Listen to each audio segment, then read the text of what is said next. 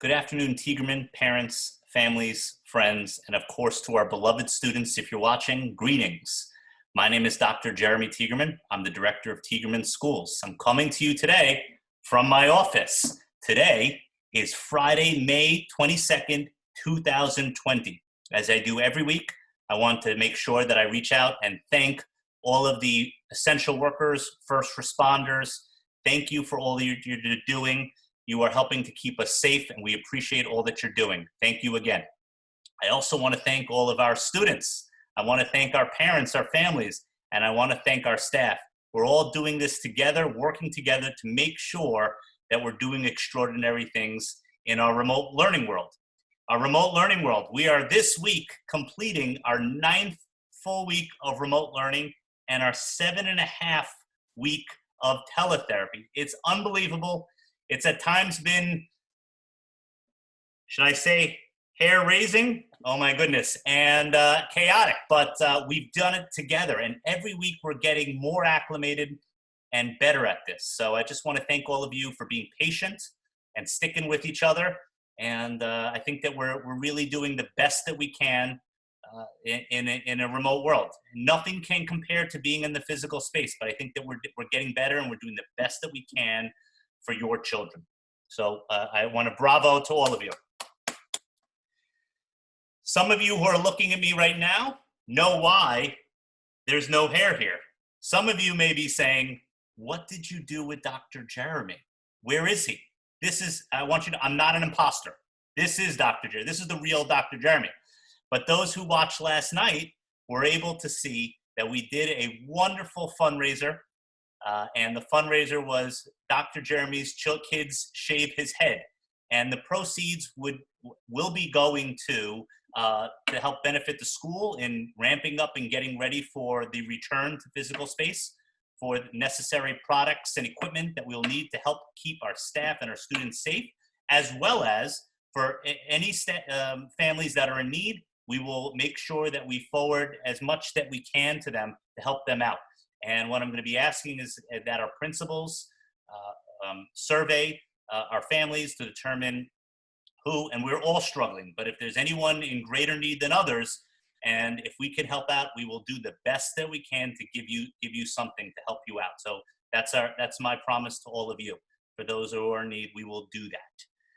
Right now, I think that we're up to about $750, $800 in donations. So bravo to all of you that donated last night, and bravo to all of you who attended. Even if you didn't donate, it was a wonderful event, and that's an important thing if you're not going to donate, but to just tune in and to participate and engage. We need to engage each other during this time, communicate with each other, and support each other. So in future ceremonies, activities, events, some of it will be donating focused, but if not, and it's just participation, please show up. We want to see each other. We want your kids to see their friends, to see their teachers, to see their therapists. And I know that it was so wonderful. I got so much great feedback from people who saw me last night and who saw each other. We'll be having another event next Thursday, May the 28th. It will be the Family Fun Night Bingo. It will start at 5 p.m. In order to participate, you will have to spend a couple of dollars for a card, and there'll be multiple rounds of bingo games. And Jamae Crowder, the Director of Development, will inform all of us either on the website or through email about specifics of how to sign up for it, what may be some of the prizes. There will be prizes that people will win for winning each round. So I hope to see you all there. It will be a fun, enjoyable evening. And like we did with the last event of shaving my head off, proceeds will go to the school as well as to helping support families in need. This was the second full week of Google Classroom, and the feedback that I've gotten from students, from families, and from my staff is that the rollover, while there may have been some bumpy times along the way, that everyone is so very pleased with Google Classroom, and is believing that this experience, this platform is doing so much more and doing wonders for our instruction as well as for our means of communication through teletherapy. So I'm very happy about it. And there may still be some learning curve out there. There may be some troubleshooting issues. So please, like I've said to you in the past, please stay patient. We'll be flexible with you. We will accommodate you. We'll work through this with you. But I feel like that the Google Classroom we're approaching where we're going to start getting kind of real sturdy on our feet and feeling like we understand it. And the program, the technology, the way that we are communicating the program to you, hopefully should not be confusing you. It should only be enhancing and helping it. So hopefully that's working going forward. But if you have issues, please feel free to reach out to all of us at Tiegerman. You have the social@tiegerman.org email, so you could forward your questions, comments, and concerns to all of us here. You could reach out to your child's teacher, teaching assistant. I know that they're calling you every single day to check in and take attendance, or your building administrator. Monday, May 25th is Memorial Day. And that means that we're off on that day. So this is really fabulous news. And I want to just circle back and thank all of the students, all of the parents and families, and all of our staff at Tiegerman. We have all been working so hard. I don't know if any of us thought we'd ever work this hard, but we've been doing it together. And I can safely say that we've been successful. So this Memorial Day, this day off, is for all of us. Please enjoy it. And we'll be ready to go back on Tuesday, May the 26th. And just again, to remind everyone, Monday, May 25th, all Tiegerman schools are off. There will be no remote instruction that day.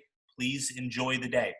I did leave off something, and now that we're into Tuesday, May the 26th, we'll go back to the Google Classroom announcement.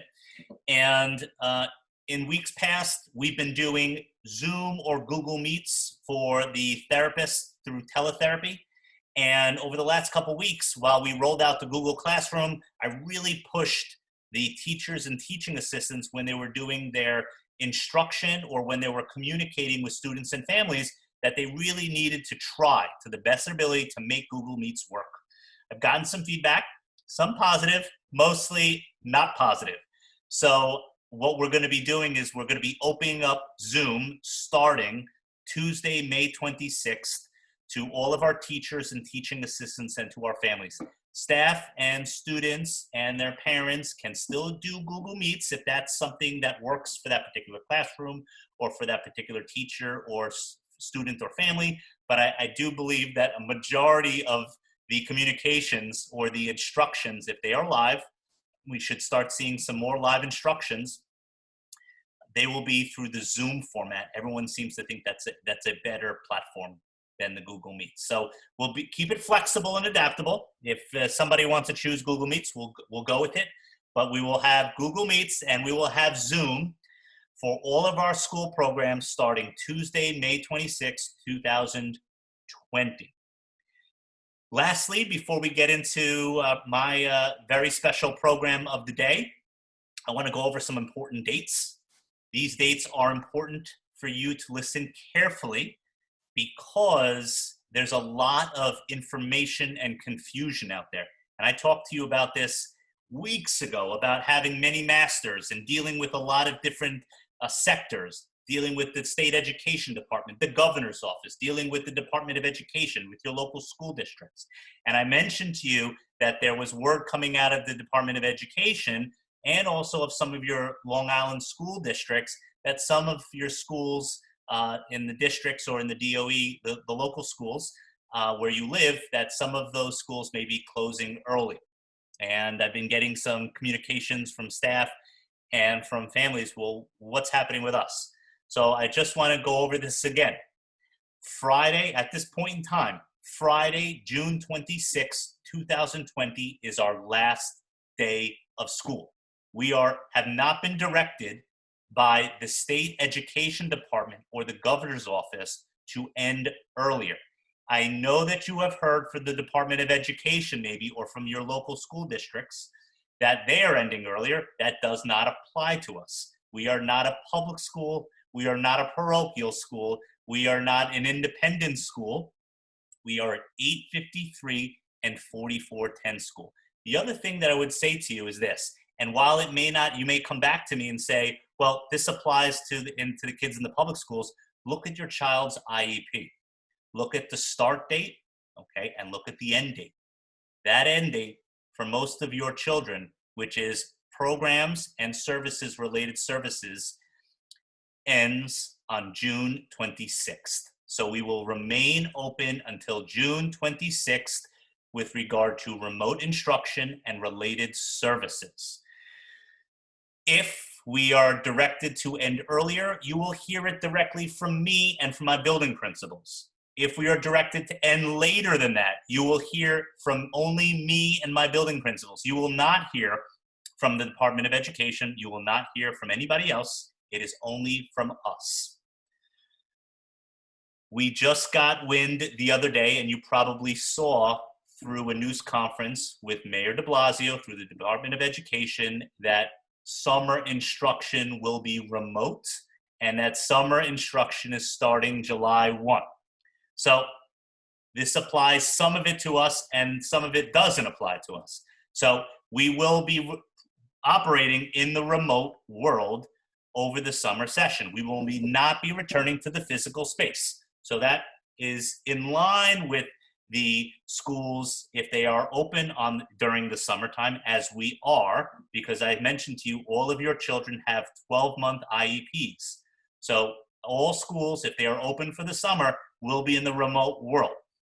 The July 1st start date applies to the New York City Public Schools summer school calendar.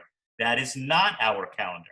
Our calendar starts for summer school sessions July 6th, 2020, and runs 30 days from there to Friday, August 14th.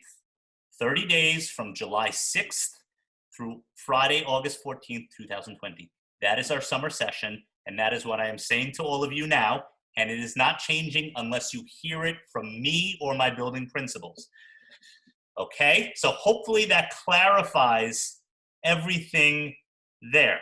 Okay, just to reiterate, last day of school, Friday, June 26th at this point in time. First day of summer session, Monday, July 6th, 2020, going to last day of summer session, Friday, August 14th, 2020. Instruction during the summertime will be in the remote space, will not be in the physical space. If anything changes, you will hear from me or from my building principals. Okay? Hopefully this clarifies lots of confusion. And if you have further questions, please reach out to your building principal, or you can email us at social@tiegerman.org. Now, this is the next portion of the State of the Union, and this is what we're going to be evolving into. As I said to you over the last couple of weeks, we were going to try to do some fun things, and I don't have any more hair to shave off. So there may be some other fun kinds of things that I do to engage all of our community members, Tiegerman community members, but we will continue with the updates. And while they may be less and fewer over the next couple of weeks, we will continue to do it because I believe in continuing to engage and interact and inform. So we will do that. But the latter part of my videos will go to something that I'm coining Tiegerman Times Live.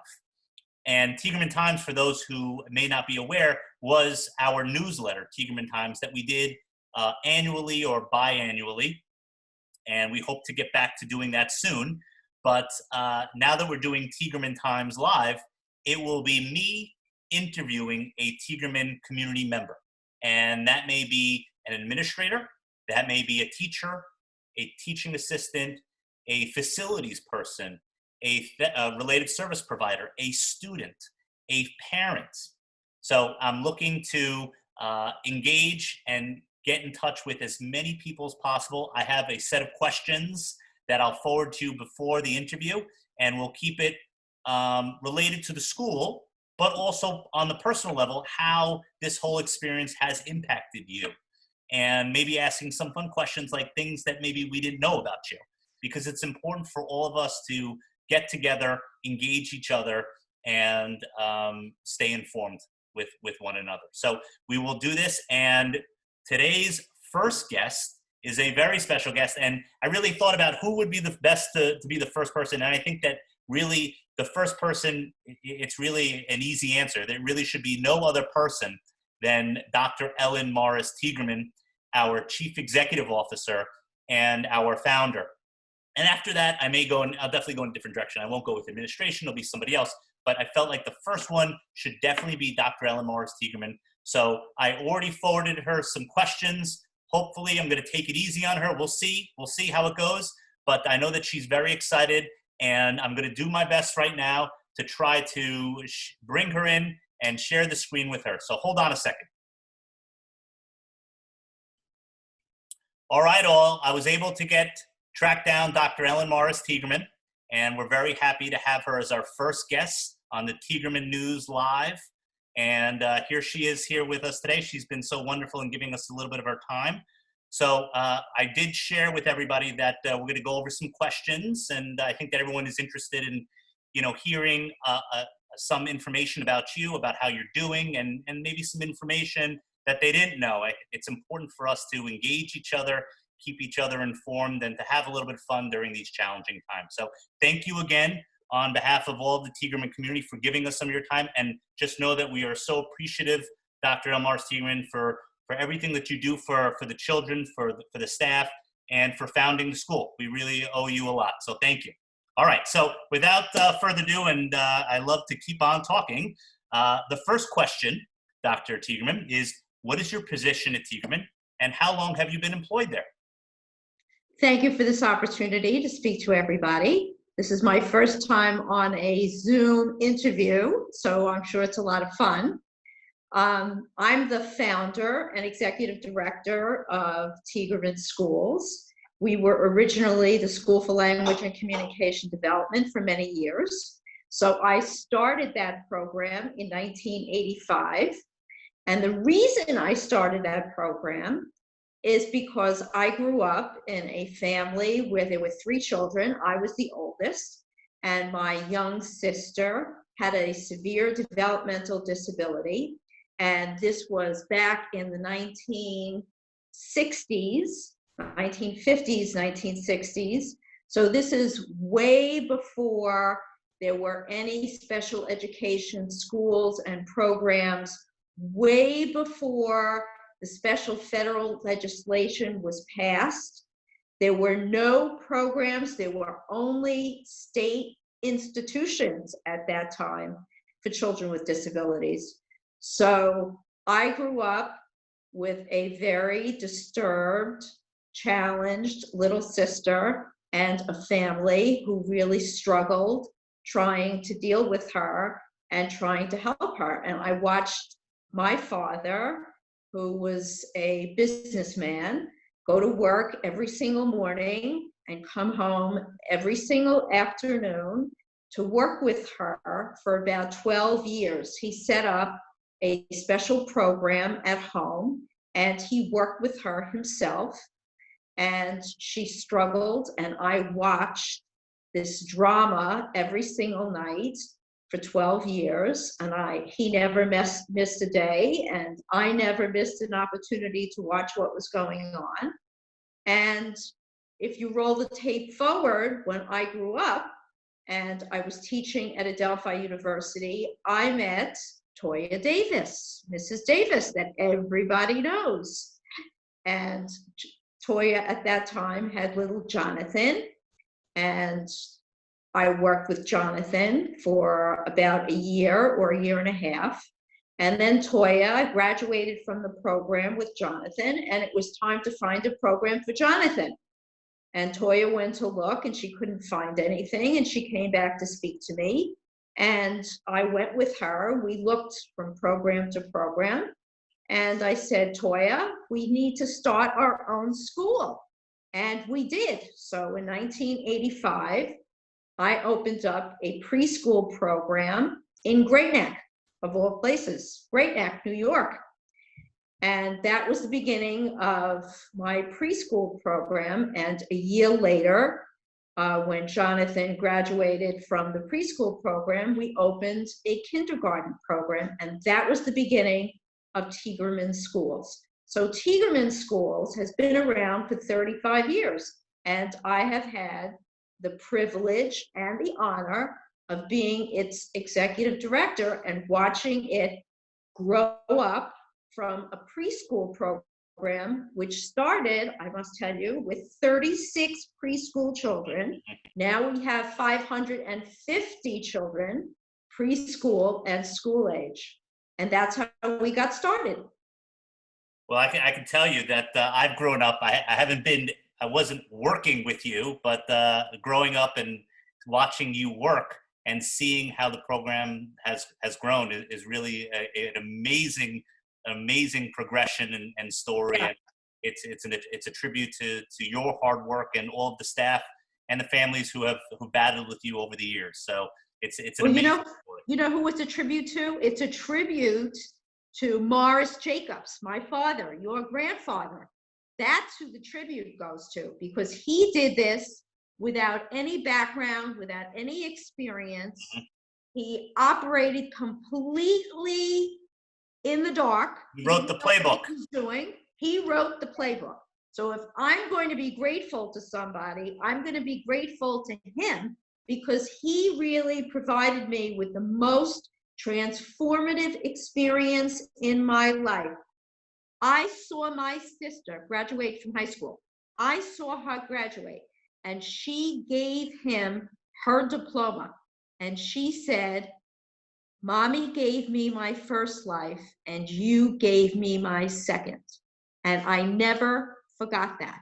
Okay, so I'm very grateful to an extraordinary father who taught me a very important lesson. Never give up on your children. Never. And that is the message that carries on from the beginning of the program to still today, and will carry on as long as Tiegerman is in existence. Yes, absolutely. All right. Well, the next question is, when not in a pandemic, which we currently are in, if you could describe kind of what were some of your job responsibilities, what were some of the tasks you did when we were in the normal world? Right. Well, my job basically as executive director is I report to a board of directors, okay, who has oversight responsibility of the entire agency. Because remember, we're not just a school, we're not just a preschool. We're a preschool, elementary, middle, high school, a K-12 program at Woodside. We also have adult services. So we are a very large agency at this point, okay? We need to have a board of directors because we are a not-for-profit charitable program, okay? So my primary job is to report to that board of directors. So I have oversight management of all of the programs that Tiegerman runs at this point, okay? And I have responsibility to report on the programs and all of the financial issues that the program is faced with. And I report to the board 4 times a year at very, very formal meetings. And the board makes decisions about what the school, what the adult services program, what Tiegerman is going to do over the course of any given year. So that's part of my job. The other part of my job is really oversight responsibilities in terms of managing all of the programs that we have at Tiegerman. We're a very, very busy place, Dr. Jeremy. We have 700 families that we support and that we provide services for. So it's a very big job. There's a tremendous amount of responsibility. We're not just 36 preschool children anymore. We serve children and adults from all over Long Island and New York City.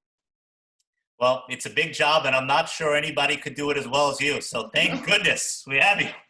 Oh my. So I've been with you since we opened up the remote learning world. It's, and officially it was the 23rd, but that week of March 16th, we were doing some remote learning work. So I've been with you, and so I've seen how you've been instructing Dr. Radzowitz and instructing me to, as far as oversight, to make sure that the program is going well. I've seen you perform your responsibilities and reports to the board since then, and that's been kind of in the remote world.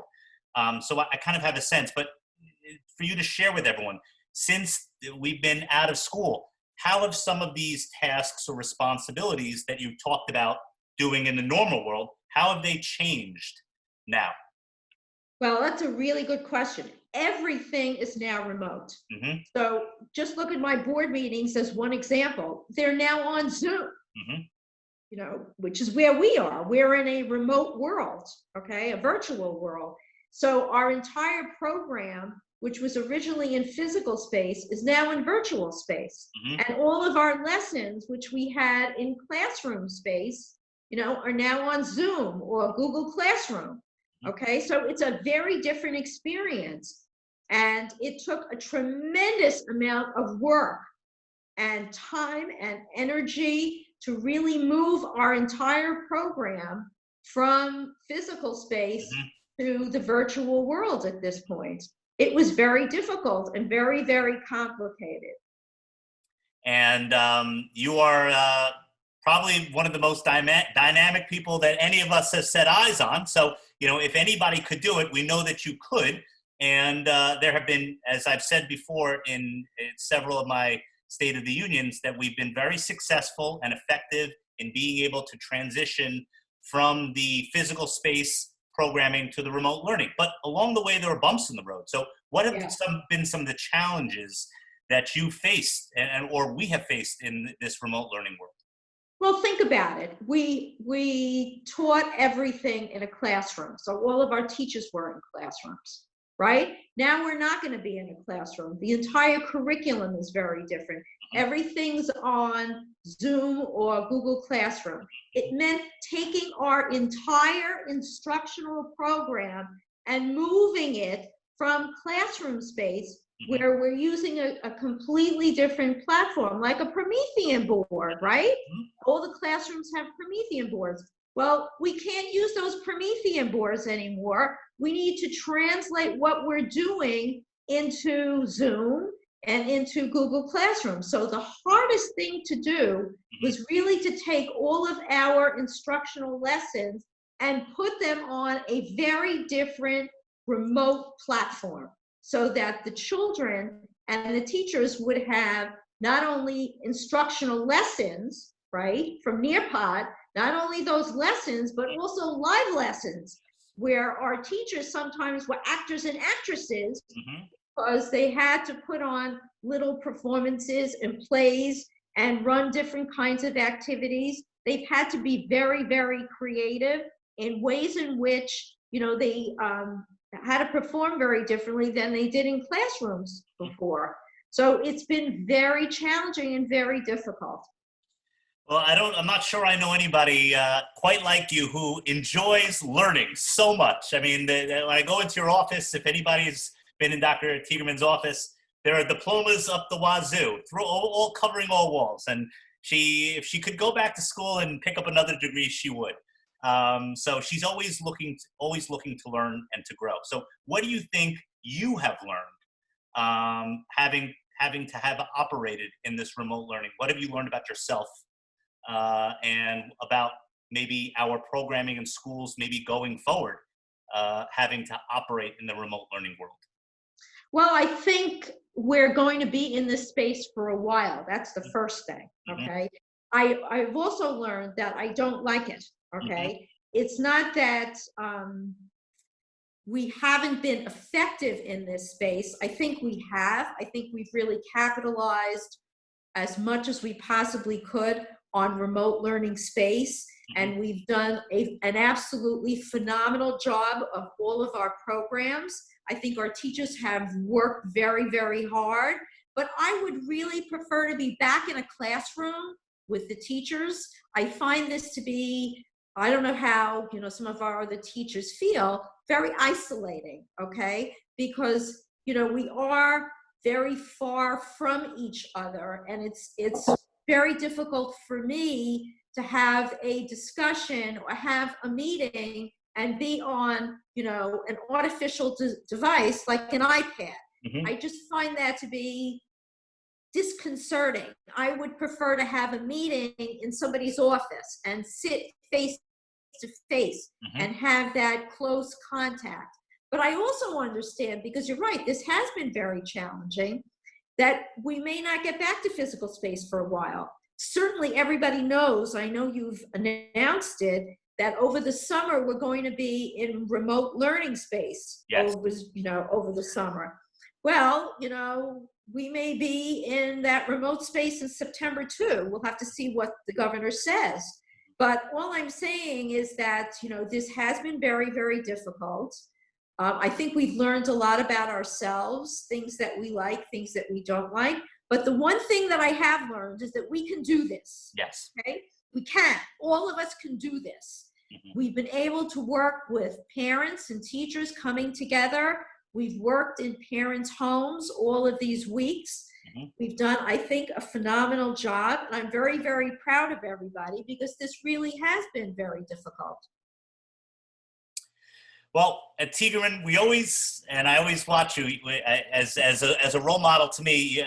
Sometimes I'm a jokester of sorts, but I always look at you and you always keep things professional. We do things by the book the right way.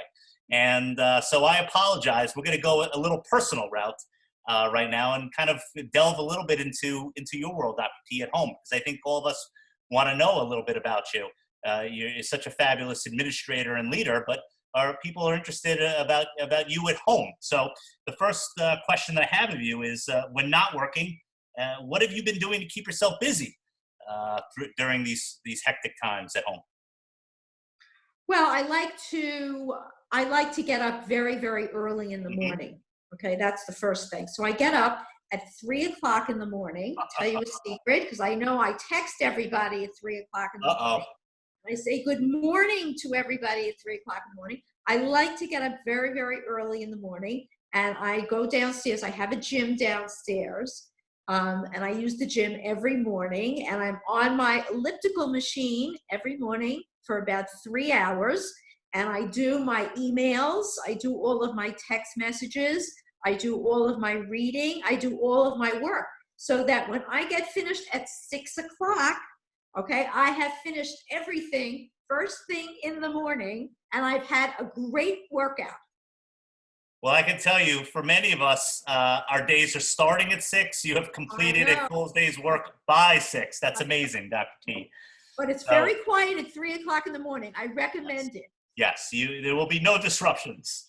The last thing I want to ask of you is, and I think that many people really want to know, is if there's anything that you want the Tiegerman community to know. I think that they've known about your story over the years, how you built the program. They see you during fundraisers and during community gatherings, and they see in communications and emails that you're sending out on an annual basis, informing staff and students and families about changes in curriculum, changes in programming, any important news. So I think that they know you from that point of view. But do you think there's anything else that that people don't know about you that you'd like them to know? Well, I think I would like everybody to know that we have learned a lot over the last couple of months. And, we have basically, prior to this, operated in physical space in a school building. So there was a separation between school and home. You sent your children to school, we educated them, we took care of them, and then we sent them home. But in this virtual space, we've operated in the home environment, okay, where we have worked very closely with children and with families, with parents in particular. And I want you to know how proud I am of all of you. You've done a phenomenal job in a very, very catastrophic situation.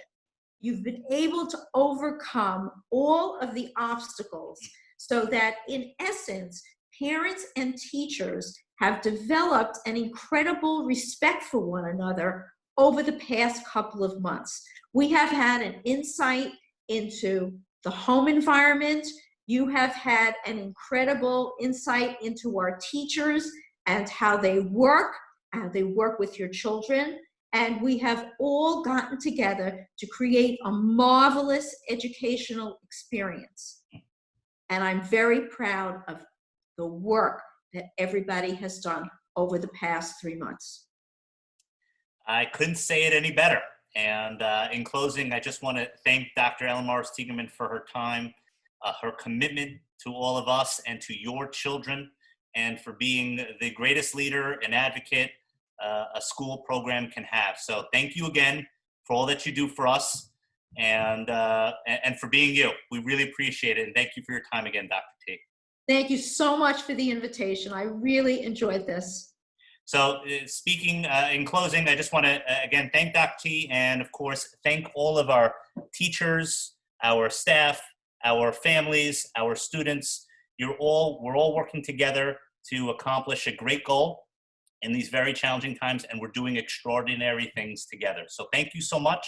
Thank you for tuning in this week, and I'll see you all next week, maybe with a little more hair. Take care, all.